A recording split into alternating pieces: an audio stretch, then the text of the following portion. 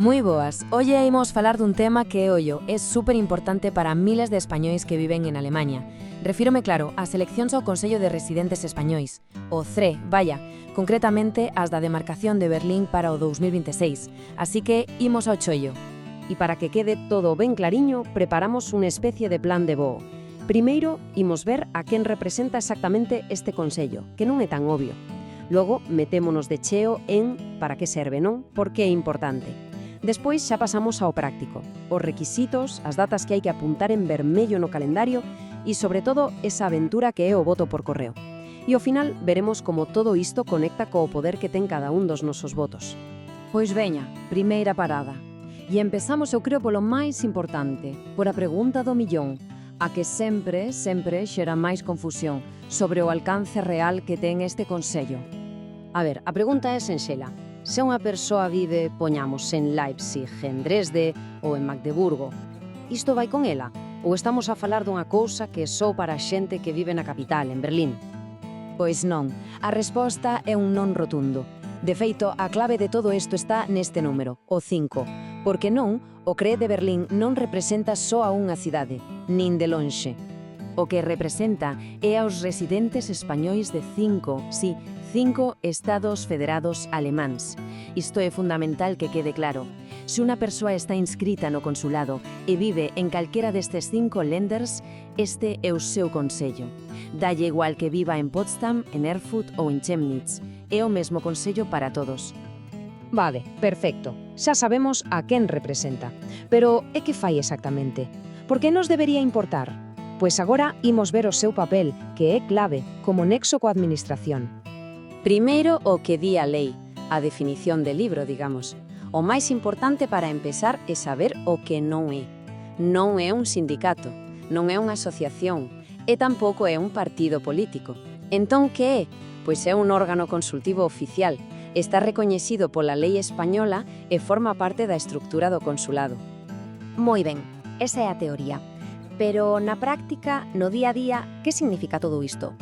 Pois mira, significa que o CRE é a vía oficial para facer cousas como propoñer melloras nos trámites do consulado, por exemplo, como facer máis doada a renovación dun pasaparte.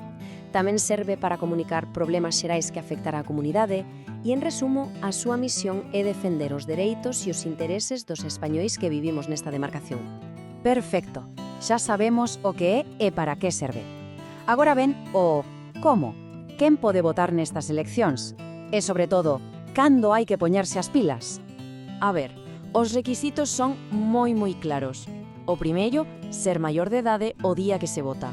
E o segundo, e isto é super importante, hai que estar correctamente inscrito no Censo Electoral de Residentes Ausentes, o CERA. E ollo con isto, porque hai unha data que hai que marcar a lume no calendario. Para asegurarse de que todos os datos están ben nese censo, o plazo remata o 31 de decembro de 2025. Claro, como non todo mundo vive en Berlín ou pode achegarse ese día, hai dúas formas de votar. A primeira, en persoa, e o máis sinxelo, vas alí cun documento español orixinal e listo. Pero a segunda opción é o voto por correo, e aquí, moiquísimo ollo. Para votar por correo hai que pedilo antes, e esta é, probablemente, a advertencia máis importante de todas. Unha vez que se solicita o voto por correo, a decisión é irreversible, non hai volta atrás. Claro, para moitísima xente, sobre todo para quen vive lonxe de Berlín, o voto por correo é a única opción real. Pero cuidado, non é tan fácil como meter unha carta nunha caixa de correos e xa está. Non, hai que entendelo como unha pequena misión, casi como unha carreira contra o reloxo. E por que digo isto? Porque en realidade non é un envío, senón 3. Primeiro, a nosa solicitude ten que viaxar ata o consulado. Segundo, os papéis para votar viaxan desde o consulado ata a nosa casa. E terceiro, o noso voto ten que facer a viaxe de volta ata a mesa electoral. E claro, cada unha destas viaxes postais leva o seu tempo. Por eso, esta cronoloxía que vedes é absolutamente vital. A ver, a data límite para que a solicitude chegue alí é o 5 de maio, pero, sinceramente, esa data é xogar co lume. O ideal para ir sobre seguro é enviala antes do 25 de abril. Por qué? Pois por pura lóxica, para que haxa tempo de sobra para as outras dúas viaxes postais que aínda quedan.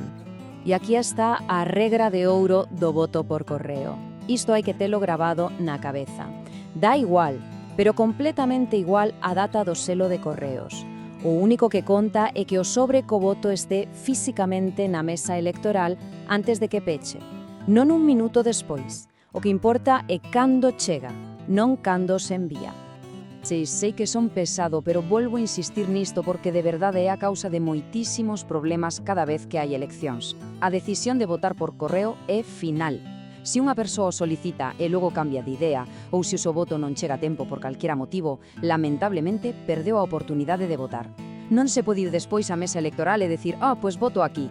Non hai marcha atrás. E con toda esta parte práctica xa clara, volvemos un pouco ao principio para pechar análise, porque ao final todo isto dos prazos e os papéis ten que ver co impacto colectivo de cada voto, con unir a comunidade española de toda esta rexión tan grande. E aí o temos de novo, o número 5. Porque cada voto que se emite, dá igual se en persoa en Berlín ou se chega por correo dende un pobo de Turingia, está axudando a elexir os representantes de todos os españois destes 5 estados. É un acto que vai moito máis aló do individual. No fondo, todo se pode resumir nesta frase, que está sacada da normativa oficial. A función do Consello é velar por todos e cada un dos residentes españois da demarcación, así de claro. Participar na elección é, nin máis nin menos, que darlle forza a ese mandato.